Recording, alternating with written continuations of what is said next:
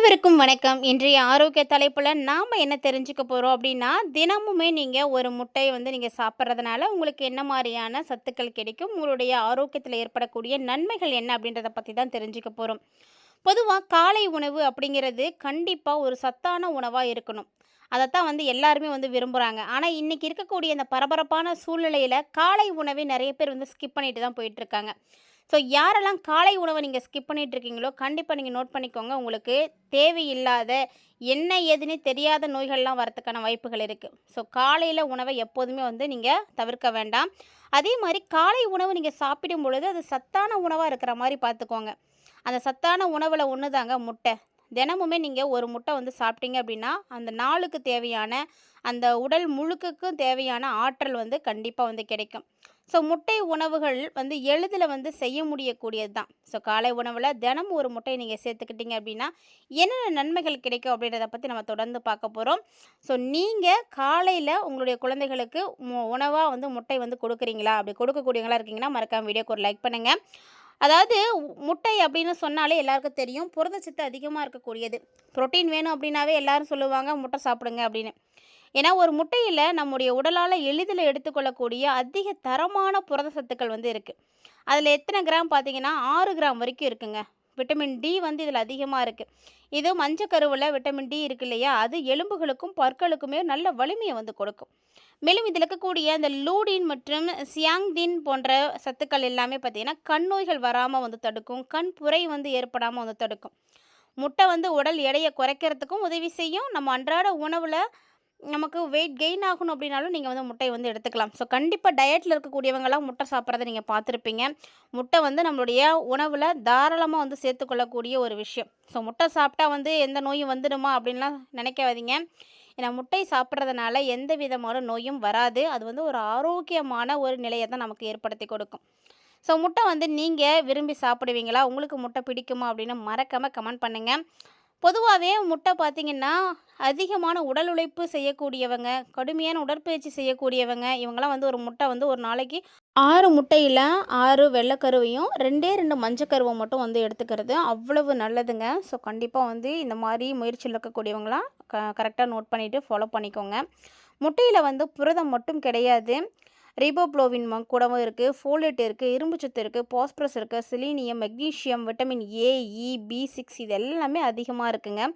So இது நமக்கு தசைக்கு, தசை திசுக்களுக்கு எல்லாத்துக்குமே தேவையான வளர்ச்சியை கொடுக்குது. அதனால தான் குழந்தைங்களில் இருந்தே முட்டை கொடுக்கணும் அப்படின்னு சொல்லுவாங்க.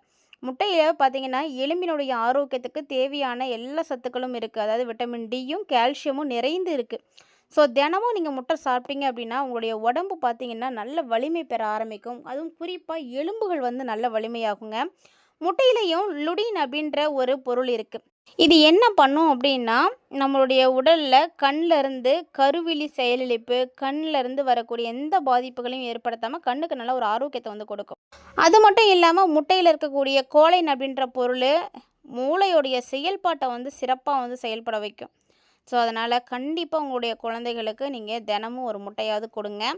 ஸோ நரம்பு மண்டலத்தில் எதுவும் பிரச்சனைகள் இருக்குது அப்படின்னா, அதெல்லாம் சரி பண்ணுறதுக்கு முட்டை தான் ரொம்ப ரொம்ப உதவியாக இருக்கும். முட்டையில் பார்த்தீங்கன்னா புரோட்டீன் அதிகமாக இருக்குது, நிறைய அத்தியாவசிய சத்துக்கள் இருக்குது. ஆனால் கலோரி அப்படின்னு பார்க்கும்பொழுது ரொம்ப ரொம்ப கம்மியாக தான் இருக்குது. ஸோ தினமும் நீங்கள் முட்டை சாப்பிட்டு வந்தீங்க அப்படின்னா, உங்கள் உடம்புக்கு தேவையான கெட்ட கொலஸ்ட்ரால் எதுவும் இருந்துச்சு அப்படின்னா எல்லாத்தையும் குறைச்சி உடல் எடையை கூட கட்டுக்கோப்போடு வச்சுருக்கிறதுக்கு ரொம்ப உதவியாக இருக்கும். ஸோ முட்டை சாப்பிட்டா பிரச்சனை வந்துடுமோ அப்படின்லாம் பயப்படாதீங்க. முட்டை சாப்பிட்டீங்க அப்படின்னா மூளை ரொம்ப ரொம்ப ஆரோக்கியமாக செயல்பட ஆரம்பிக்கும். அதுக்கான ஆற்றல் எல்லாமே முட்டையில் தான் இருக்குது. முட்டையை தவறாமல் தினமும் சாப்பிட்டு வாங்க. இந்த முட்டையை நீங்கள் தினமும் சாப்பிட்றதுனால வேற என்ன ஒரு அதிசயம் நடக்கும் அப்படின்னு பார்த்தீங்கன்னா, புற்றுநோய் வரத்துக்கான அபாயமே குறையுது அப்படின்னு சொல்கிறாங்க. ஸோ தினசரி உங்களுடைய உணவில் முட்டை இருக்கிற மாதிரி பார்த்துக்கோங்க. ஏன்னா முட்டை அவ்வளவு சத்தானது. சமீபத்தில் பார்த்தீங்கன்னா, ஒரு ஆய்வில் கூட சொல்லியிருப்பாங்க, முட்டை எந்த அளவுக்கு நல்லது அப்படின்னு. முட்டை அப்படிங்கும் பொழுது நிறைய பேருக்கு பிடிக்காது. முட்டையில் இருக்கக்கூடிய அந்த மஞ்சக்கரு ஒரு சிலருக்கு பிடிக்கவே பிடிக்காது. ஆனால் நம்ம உடம்புக்கு தேவையான எல்லா சக்தியும் கொடுக்கக்கூடிய ஒரு பொருள் அப்படின்னா அது முட்டை மட்டும்தான். அதுலேயும் நாட்டுக்கோழி முட்டைன்னு சொல்லுவாங்க பார்த்தீங்களா, அது இன்னும் பலன் நிறைய கொடுக்கக்கூடியது. தினந்தோறும் ஒரு நாட்டுக்கோழி முட்டையை அந்த காலத்தில் இருக்கக்கூடியவங்க பச்சையாலாம் குடிச்சிட்டு வந்திருக்காங்க. அது என்னென்னா, அது உடலுக்கு உரம் போடுற மாதிரி அப்படின்லாம் சொல்லுவாங்க. ஸோ பொதுவாக உடலுடைய வளர்ச்சிக்கும் ஆரோக்கியத்துக்கும் தேவையான சத்துக்கள் பல வடிவங்களில் நமக்கு கிடைத்தாலுமே கூட அதில் பெருமளவு வந்து நம்ம ஈஸியாக வந்து எடுத்துக்கொள்ளக்கூடியதுன்னா அது முட்டை தான். சரி, முட்டையில் பார்த்தீங்கன்னா செறிவூட்டப்படாத ஒரு கொழுப்பு இருக்குது. அந்த செறிவூட்டப்பட்ட கொழுப்பு இருக்கட்டும், செறிவூட்டப்படாத கொழுப்பாக இருக்கட்டும், இதெல்லாம் என்ன பண்ணுன்னா இதய நோய், மாரடைப்பு, ரத்தம் உறைஞ்சி போகிறது, இது தொடர்பான பிரச்சனைகளை வந்து குறைக்கிறதுக்கு வந்து யூஸ் பண்ணலாம். ஸோ தினமும் அதனால் நீங்கள் ஒரு முட்டை சாப்பிடுங்க, அது ரொம்பவே நல்லது. அதே மாதிரி முட்டையில் பார்த்தீங்கன்னா கோலைன் இருக்குது. இந்த கோலைன் வந்து உங்களுக்கு ரொம்ப ரொம்ப சிறப்பாக வந்து மூளையை இயக்கும். அதே மாதிரி முட்டையில் இருக்கக்கூடிய கொழுப்பு எல்லாமே நல்ல கொழுப்பு தான். அதனால் நீங்கள் தாராளமாக எடுத்துக்கோங்க. பிரச்சனைகளை உண்டாக்கும் மோசமான கொழுப்புகள் எதுவும் நம்மளோட உடம்புல இருக்குது அப்படின்னா அதையுமே வந்து இந்த முட்டை சாப்பிடும் பொழுது குறைச்சிடும். ஸோ ஒன்றுக்கு அதிகமாக சாப்பிட்டாலுமே கூட எந்த விதமான சைடு எஃபெக்ட்ஸும் கண்டிப்பாக வந்து ஏற்படாது. அதனால் நீங்கள் தாராளமாக எடுத்துக்கோங்க. இயற்கையான முறையில் விட்டமின் டி வந்து கிடைக்கக்கூடிய ஒரு உணவுப் பொருள்னால் அது முட்டை தான். அதுவும் முட்டையை நீங்கள் தினமும் சாப்பிட்டு வந்தீங்கன்னா மார்பக புற்றுநோய் வருவதற்கான வாய்ப்புகளை வந்து குறைக்க முடியும். இது மட்டும் இல்லைங்க, பல்வேறு விதமான பிரச்சனைகளையும் வந்து துரத்தி அடிக்கும் அப்படின்னு சொல்லலாம். முட்டையை உணவினுடைய ஒரு பகுதியாக நீங்கள் வச்சுக்கோங்க. ஸோ நீங்கள் அன்றைக்கி உணவு சாப்பிட்றீங்களோ இல்லையோ, ஆனால் கண்டிப்பாக வந்து முட்டை வந்து சாப்பிடுங்க. பாயில்டு எக்கை எடுத்துக்கோங்க, அது ரொம்ப ரொம்ப நல்லது. இந்த மாதிரி முட்டை இன்னும் என்னென்ன நன்மைகளை கொடுக்குது அப்படின்னா, முடி நல்லா வளர்ச்சிக்கு உதவியாக இருக்கும், நகத்தோடைய ஆரோக்கியத்தை வந்து பராமரிக்கிறதுக்கு ரொம்ப உதவியாக இருக்கும். இது எல்லாத்துக்குமே தேவையான சத்துன்னு சொல்லக்கூடிய கந்தகம், B12 இது எல்லாமே நிறைந்திருக்கக்கூடிய ஒரு முக்கியமான உணவாக முட்டை தான் வந்து பார்க்கப்படுது.